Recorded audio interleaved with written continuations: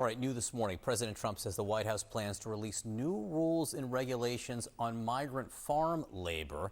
Trump officials have been grappling with the consequences of the immigration crackdown, the implications that it means for agriculture. With us now is John Boyd Jr., founder and president of the National Black Farmers Association. Thanks so much for being with us. What has the impact been on your farm or the president's policies? Well, it's been rough this year, John, and we're hearing from farmers all around the country. Bankruptcies are on the rise, and farmers are asking, Boyd, am I going to be able to stay in my home or keep my home if they file bankruptcy? Farm suicides are up.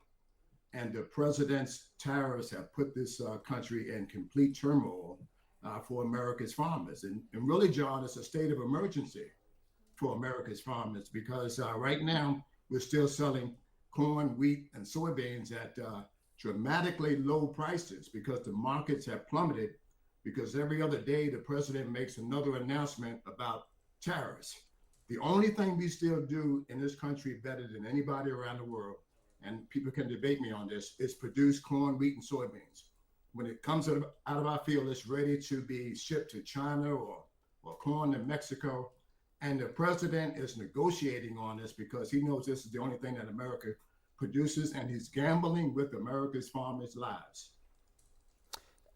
What impact have immigration policies had on your farms? The White House now apparently considering a policy, maybe a touchback policy, where migrants who are in the country illegally can cross the border but come back. What are you seeing?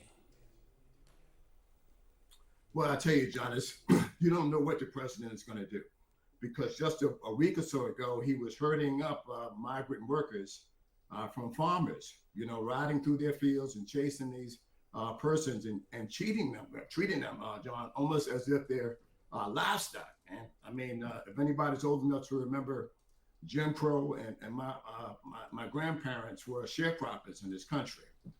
They didn't want to pay them.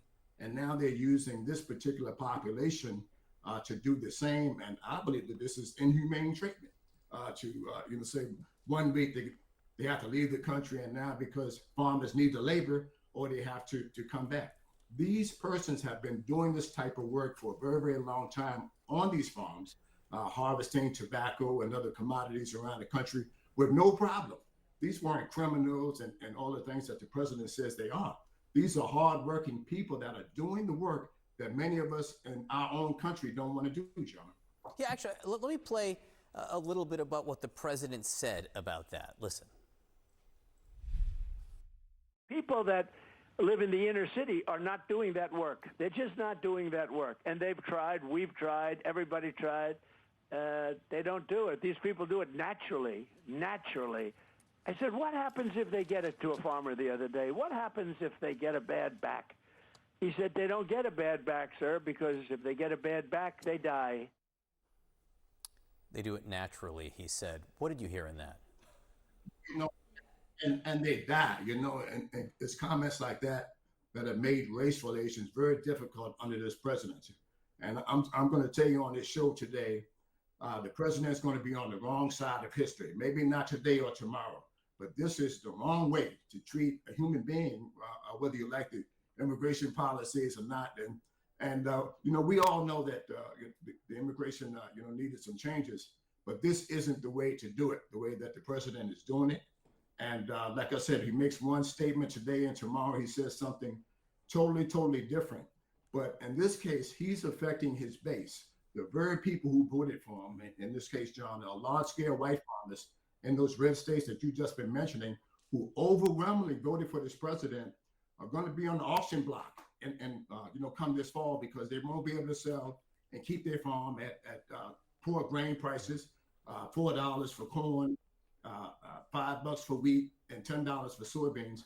You will not be able to make it with the highest input costs per acre than we face in my whole 40 years of farming.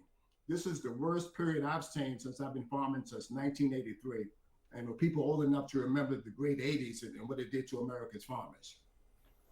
The president, the new tariffs did go into effect today. If they stick, if there is consistency, will that make your situation better?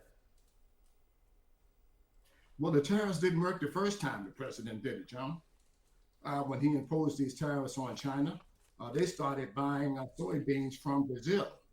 And in fact, the market never did come back for us. The first time the president came into office, John, I was selling soybeans for $16.80 a bushel. It plummeted all the way down to $8 a bushel, and the market never came back with his imposed tariffs on China. And I don't believe it's going to come back now because we haven't created new markets for America's farmers. John Burr Jr., great to talk to you this morning. Thanks so much for your time. Appreciate it.